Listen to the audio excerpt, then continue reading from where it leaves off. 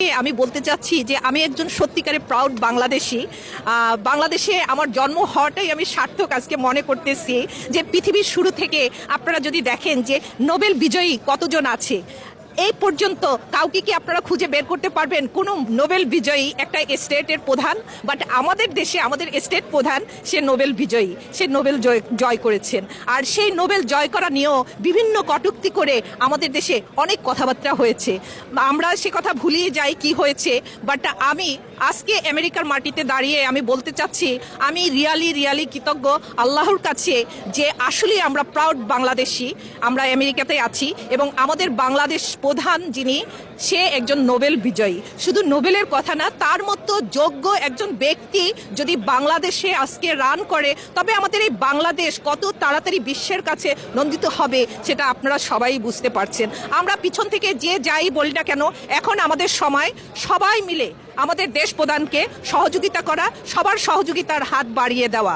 পিছন থেকে আমরা বিভিন্ন দল, আমরা আজকে ইলেকশন বলে যতই ঝড় তুলি না কেন, কিন্তু তাকে কাজ করার সময় দিতে হবে। আপনারা সবাই দেখতে পাচ্ছেন যে আজকে সে যাদের সাথে বসে মিটিং করছে তাদের কাছ থেকে পজিটিভ যে জিনিসগুলো আজকে বাংলাদেশে যাবে, এটা তো আমরা কেউ অস্বীকার করতে পারবো না। আজকে সারা পৃথিবী থেকে দেখেন যে আমাদের দেশে বিগত দিনে আমরা দেখেছি আমাদের দেশ প্রধান আসে, কিন্তু তাদের বসে থাকতে হয় একজন অফিসারের সাথে দেখা করার জন্য। কংগ্রেস, সিনেট, তারা যেখানেই যাক তাদের ওয়েট করতে হয়। কিন্তু আমরা একটা পরিবর্তন আমাদের এবার দেখা গেছে যে আমাদের দেশ প্রধান এখানে আসছে, কিন্তু যেই দেশে আসছে সারা পৃথিবীর দেশ প্রধানরা আজকে এখানে সবাই মনে হচ্ছে অপেক্ষা করছে আমাদের দেশ প্রধানের সাথে দেখা করার জন্য। এই যে একটা গৌরব, এই যে একটা আনন্দ, এই আনন্দটার জন্য আজকে আমি জানাচ্ছি আল্লাহ জানি হায়াত, মওয়াত, রিজিক, দৌলত সবকিছু আল্লাহর হাতে। তো আমি প্রাণ ভরে প্রাণ খুলে বলতে চাচ্ছি যে আমাদের বাংলাদেশের সব মানুষের কাছ থেকে একটু একটু করে হায়াত নিয়ে আল্লাহ জানি ডাক্তার ইউনূসকে দেয় এবং সে যেন দীর্ঘজীবী হয়। আমাদের দেশ ঠিক না হওয়া পর্যন্ত আল্লাহ জানি তাকে হায়াত দারাজ করেন এবং সুস্থ সবল অবস্থায় রাখেন। আমরা সেটা দেখতে চাচ্ছি। ধন্যবাদ আপনাদেরকে, আপনারা ভালো থাকবেন। আল্লাহ হাফিজ। আসসালামু আলাইকুম। আমার কথা হইল বাংলাদেশে ডক্টর ইউনূস সাহেব যুক্তরাষ্ট্রে এসেছে। সারা পৃথিবীর বেশিরভাগ রাজা উনির কাছে এসেছে, বাড়িয়ানের কাছে এসেছে।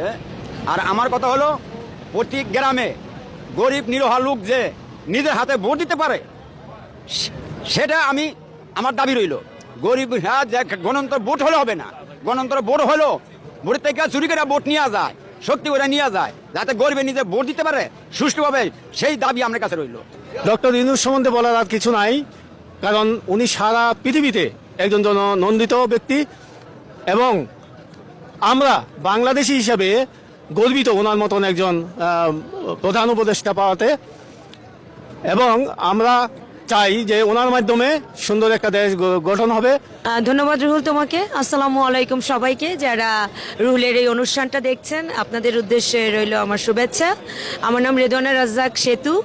আমি নিউ ইয়র্কের ব্রঙ্কসে থাকি। এখানে জ্যাকসন হাইটে কুইন্সে এসেছি কারণ এখানে আসলে আমাদের যে রাষ্ট্রপ্রধান ডক্টর মোহাম্মদ ইউনূস, উনি এখন আমেরিকা নিউ ইয়র্কে অবস্থান করছেন এবং উনি এখানে এসেছেন জাতিসংঘের সদর দপ্তরে যে অনুষ্ঠান হচ্ছে ওইটাতে বাংলাদেশ থেকে রিপ্রেজেন্ট করতে। আমি সত্যিই আজকে গর্বিত অ্যাজ এ প্রাউড বাংলাদেশি যে আমার দেশকে সবসময়ই পৃথিবীর সব জায়গাতেই দুর্নীতিপরায়ণ দেশ, বন্যা কবলিত দেশ, দরিদ্র দেশ হিসাবে যারা জানতো, তো তাদের উদ্দেশ্যে বলতে চাই ডক্টর মোহাম্মদ ইউনূস উনি নোবেল পুরস্কার পেয়েছিলেন, সেটা নিয়েও কিছু গ্রুপ ওনাকে বিতর্কিত করার চেষ্টা করেছে।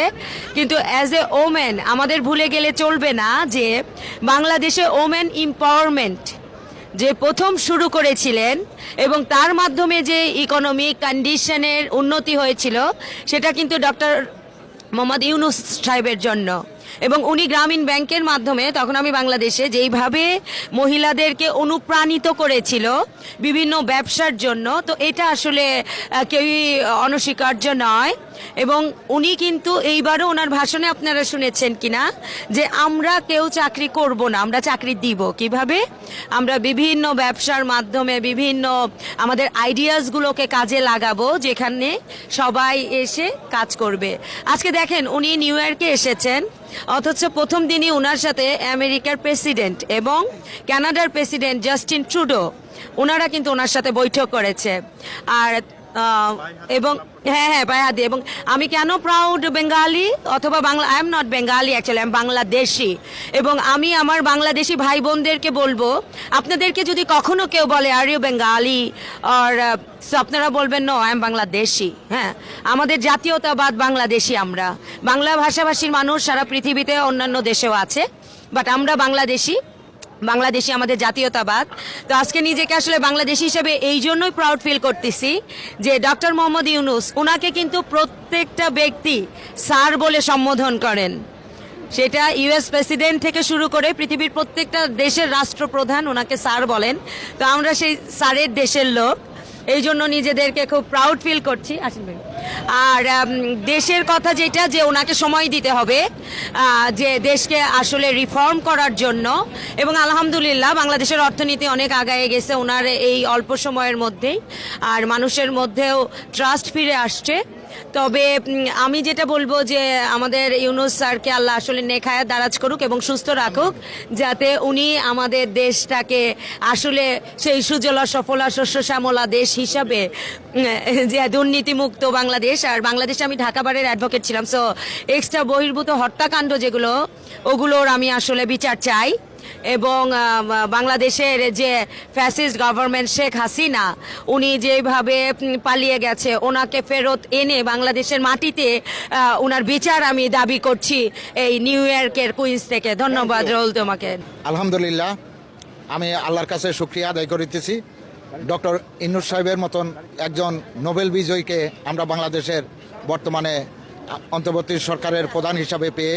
কারণ হলো আমার দেশ অর্থনৈতিক দিক দিয়ে হাসিনা একদম জিরো টলারেন্স করে মানে গেছে। ওনার উসুল্লায় ইনশাল্লাহ আমরা এখন অর্থনৈতিক দিক দিয়ে মানে ইনশাল্লাহ আমরা আগে যাচ্ছি দিন দিন। আমি দোয়া করি আল্লাহর কাছে, আল্লাহ যেন ওনাকে দীর্ঘ হায়াত দান করেন এবং উনি যাতে দেশটাকে ঠিকমতো পরিচালনা করতে পারেন, এটাও আমিও আল্লাহর কাছে কামনা করিতেছি। এবং সেই সাথে সাথে দীর্ঘ 16 বছরে হাসিনা দুঃশাসনের বিরুদ্ধে আমি একটা কথা না বললে নয়, যে হাসিনা বাংলাদেশটাকে একটা নরকে পরিণত করেছে। সে হাজার হাজার মানুষকে খুন করেছে, হাজার হাজার মানুষকে নির্যাতিত করেছে, হাজার হাজার মানুষকে পুঙ্গত করে সে এই অবস্থা করে দেশটাকে শাসন করেছে এবং দেশের অর্থনৈতিক সব কিছু লুটপাট করে তছনছ করে দিছে। সে তার দলীয় লোকজনদেরকে বহির্বিশ্বে শয়ে শয়ে